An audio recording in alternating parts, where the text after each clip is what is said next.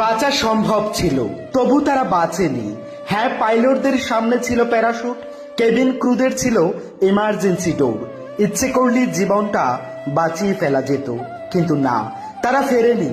কারণ বিমানের প্রতিটি যাত্রী তখন ছিল তাদের নিজের পরিবারের মতো। বাঁচার লড়াইয়ে তারা এক মুহূর্তের জন্যও নিজের প্রাণকে প্রাধান্য দেয়নি।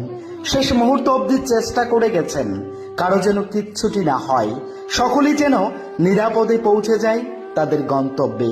বিমানের ভেতর তখন আতঙ্ক আর প্রার্থনার কান্না মিশে গিয়েছিল একসাথে।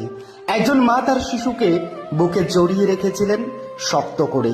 এক দম্পতি একে অপরের হাত ধরে চুপচাপ অপেক্ষা করছিলেন শেষটুকুর জন্য। এক যুবক যার ব্যাগে ছিল সারা জীবনের সঞ্চয়, লন্ডনে শুরু হওয়ার কথা ছিল এক নতুন জীবনের। আর কিছু কেবিন ক্রুরা, মণিপুরের দুই তরুণী।